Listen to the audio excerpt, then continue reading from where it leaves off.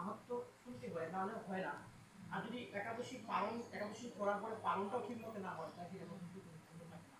পালন মাহাত্ম্য শুনতে হয়। কেউ যদি একাদশী করতে না পারে, হয়তো কারো অসুবিধা থাকতেই পারে অনেক ধরনের, সেই দিন নিরামিষ কেউ যদি একাদশীর মাহাত্ম্য কথা শুনে, কিংবা ভাগবত কথা, কিংবা গীতার কথা, তিনি সেটা একাদশীর আমাদের অনেক সময় আমরা করতে পারি, সবাই তো সব রকম করতে পারে না। আমাদের সবাই সাধু হতে হবে এবং ঠিক টাইম মতো সবাই করতে পারে, অনেকে অনেক বাধা বিঘ্নতা থাকে। তারা যদি নিরামিষ আহার করে, যদি তারা সেই একাদশীর মাহাত্ম্য কথা বা ভাগবত কথা যদি শুনে, তাহলে তাদের সেই একাদশী মতো পূর্ণ হবে।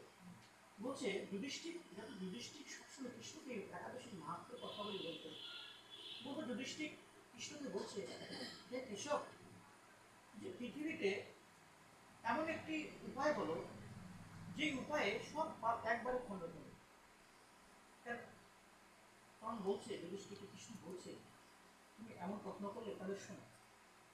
একসময় ভগবান রামচন্দ্র তার যে গুরুদেব ছিল বশিষ্ঠ মুনির কাছে বলছিল, হে গুরুদেব, যে এমন কি উপায় আছে যে একটা উপবাস করলে বা একটা ব্রত করলে পর্বত সমান পাপ মুক্ত হয়?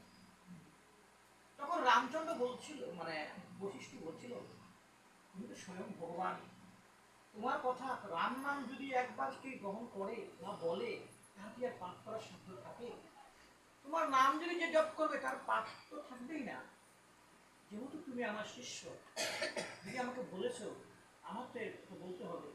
বলতে, হ্যাঁ গুরুদেব, আমি, আপনি বলুন এমন কোন ব্রত আছে যেটা করলে পরে পাহাড় কমানো পাপ মুক্ত হয়? বলতে, হ্যাঁ আছে। ভারতবর্ষে গঙ্গা নদী আগে ছিল না, আগে ভারতবর্ষের পবিত্র নদী ছিল সরস্বতী নদী।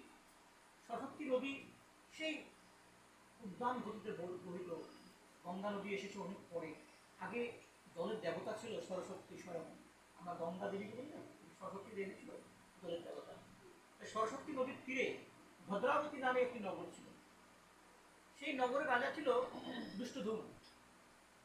সেই রাজা খুব ভালো ছিল, প্রজাবৎস ছিল।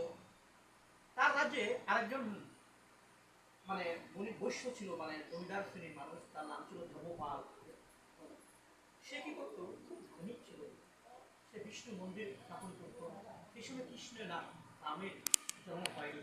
বিষ্ণু মন্দির, নারায়ণের মন্দির জায়গায় জায়গায় স্থাপন করতো, এবং জায়গায় জায়গায় জলসং নির্মাণ করতো, পথিকদের খাওয়ার জন্য জল দিত, এবং জায়গায় জায়গায় ফল বৃক্ষ, যেসব ফল আছে না, ফল বৃক্ষ রোপণ করতো। সেই মাথা দিয়ে পথিক যেত, সেই ফল খেত আর জল খেত মানুষ। আর যেখানে কৃষ্ণ ভাগবত সভা, কৃষ্ণ সভা, যেখানে যেখানে নারায়ণের, সেই সব কাজগুলি সে করতো। তার 5 জন পুত্র ছিল। 5 জন পুত্রের মধ্যে একজন পুত্র ছিল ছোট, যারকে বলা দুষ্ট বুদ্ধি, তার নামই ছিল দুষ্ট বুদ্ধি। সে ছিল বাবার বিপু। সে কি করতো, চুরি করতো, মানুষকে মারতো, মানুষের চিন্তাই করে নিত, যত অসভ্য, যত মানে বড় বড় কাজ সব করতো, মানুষকে অকারণে মারতো, মানুষ সম্পদ লুট করে নিত, এবং বিশ্বাস সঙ্গে বাস করতো, বিভিন্ন ধরনের আকাম কুকাম যত আছে সব করতো।